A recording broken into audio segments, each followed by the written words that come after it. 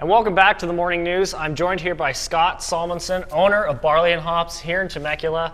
Scott, how are you doing today, sir? Good morning, doing great. Excellent. Well, you've seen us do our wine and dine segment, so now we've decided to do a brew and a bite segment, and Scott is our inaugural guest. So why don't you go ahead and tell us a little about yourself, how you got into brewing and owning actually the Barley and Hops, and then go ahead and tell us a little about Barley and Hops itself. Well, sure. Barley and Hops was actually originally an old world, turn of the century concept, similar to a lot of taverns and pubs in Belgium, England, and Germany. We discovered that the best beers are basically from Germany, from Belgium, from England, and from America. So we tried to concentrate on those areas, and as we got further into the business, we realized California offered a great selection of imported beers as well as local craft beers. So we soon discovered there was hundreds. So we just kind of got into the beer world.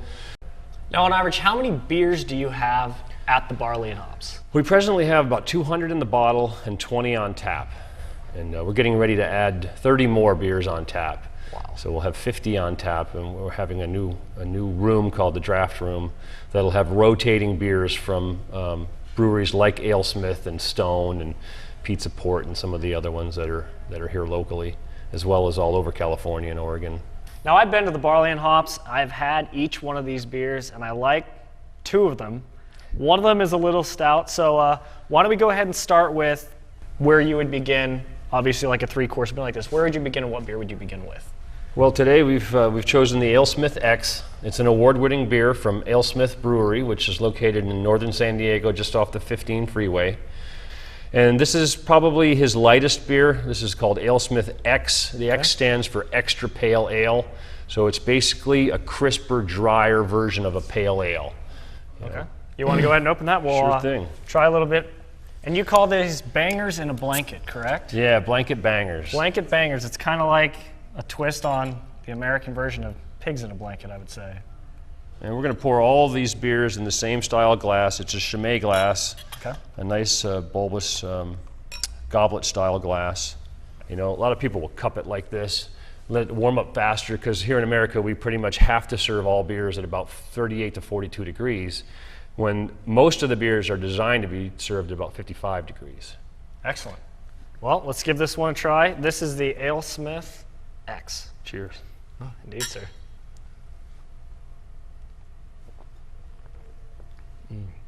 Now, I'm a big fan of the pale ales. What is the process behind making a pale ale? How does that differ from making, say, a lager or this Rauch beer? Well, there's basically two forms of fermentation. There's actually three, but two make up about 99% of all beers, and that's lagers, cold bottom fermenting beers, typical of German beers, and ales, which are top warm fermenting beers. It means that the fermentation takes place at the top of the fermentation vessel versus the bottom. Excellent. So why don't we try these bangers and see how they compare, how they match up here with this beer? You want to go ahead and grab yourself one? Yeah. Well, like I said, this is an English or an Irish light style sausage, mild, and we wrap it in a pastry puff. And we serve it with a stone ground mustard. This is a kind of a creation of ours. Excellent. So I don't know if you can go ahead. Take one that big. But I got a big mouth, so we can get it done. All right, there's a couple there. So excellent. Go ahead. These are just.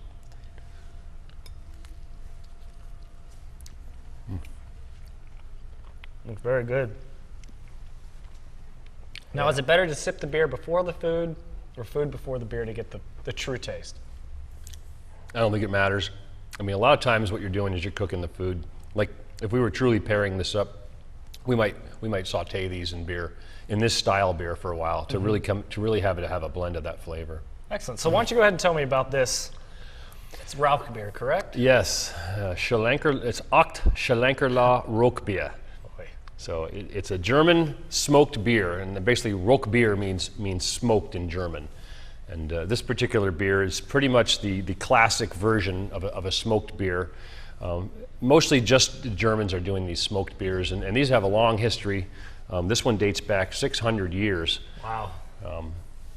So it's brewed. I mean, basically, when you make any any beer, you're using barley and you're roasting it to some degree. A very light roast for a pale ale, and a darker roast, which means you basically roast it longer and let it turn brown or black, depending on what beer you're making.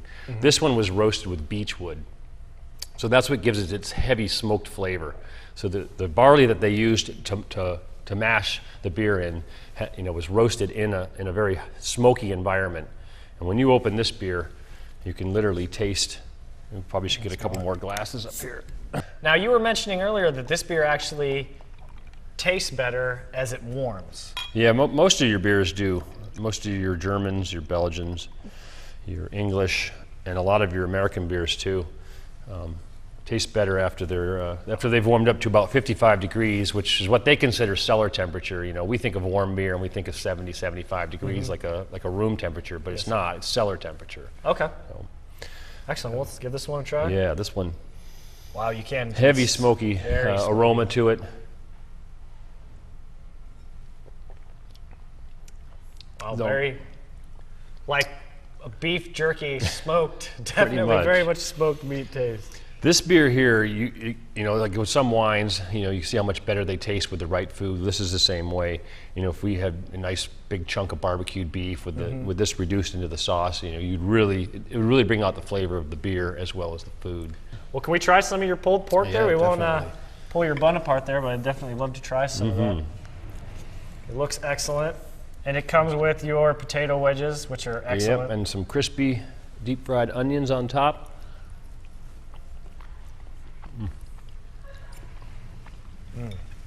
This is one of our signature dishes that we sell quite a bit of. Pulled pork. Well, it does. It complements it very well. It almost mutes the taste of the barbecue. A little bit, yeah. That's excellent. So why don't you tell us now about your third and final beer here. This is your Floris Apple. Floris Apple. This is a Lembeck style beer. This is the third type of fermentation. This is wild or naturally fermented, Okay. which basically means they put it out in a big vat and they let natural yeast in the air and bacteria ferment the beer naturally over a course of 3 or 4 days, versus introducing the yeast into the beer. Now, how do they get the apple flavor? Well, this particular beer, usually they brew them first and they'll ferment them, and then they'll keg them off into barrels, and they'll add, in this case, they add apple and spices. And a lot of times they'll add raspberry puree of some kind, and they'll let it sit for as much as a year before they unkeg that. And sometimes they'll do it 2 or 3 times, and then they'll bottle condition it. In fact, I think all these beers are bottle conditioned. I know AleSmith bottle conditions all their beers, and that means rather than force carbonate them, they add a little yeast and a little sugar right when they bottle them, and the beer naturally carbonates itself over time. So I consider this one kind of a dessert beer. Okay. We have we serve the raspberry framboise from Lindemann's on tap, and this one we serve in the bottle. Excellent. This one's also called you, Pomme, sir. which is French for apple, Okay.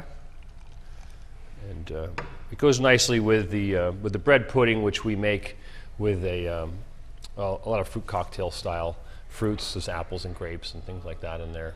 Excellent. And it smells you can smell the apples coming off it. It smells very good. It's a very popular beer with the ladies. Yes, indeed, sir. Oh, it's excellent.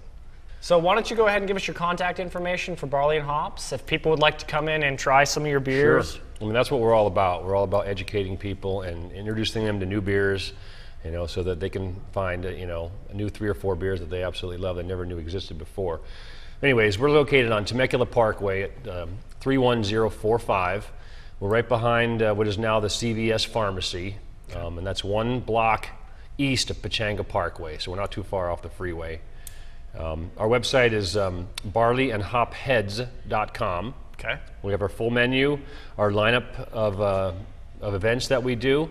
We have the whole beer list is on there. We have links to all the local wine. We serve all local wines too, by the way. Excellent. And we have links to all the breweries, so it's a good little place to go to to educate yourself. We also have quite a bit of beer information on there, so people can learn a lot from just visiting our website. It's our second anniversary, and we try to do a bunch of anniversary beers on our anniversary. So we have our second anniversary, which we call Imperial Temecula Ale, which is brewed by a local brewer named Andy Marshall, and his brewery is called Black Market Brewing Company, and it's just down the road on Winchester. So he's going to be making us this beer for the second year in a row, what we call Imperial Temecula Ale. It's kind of a hoppy stout. It's very unique. Okay. The Friday of our anniversary, which is September 4th, we'll have some complimentary apps from 5 to 6. Mm-hmm. And then later on in the month of September, we've got our third annual Hop Fest. Okay. And that's kind of what we lean toward more than anything else, is what we call hop heads, people that love hoppy beers, IPAs, doubles, triples, stuff from Russian River, all kinds of really great breweries out there that are doing what's called the West Coast IPA style. That actually got its birth right here in Temecula. Excellent. All right, well, thank you once again, sir, for coming in. It was a pleasure to talk to you. I'm sure we'll have you in many more times as we continue this, and we'll have more news for you after the break.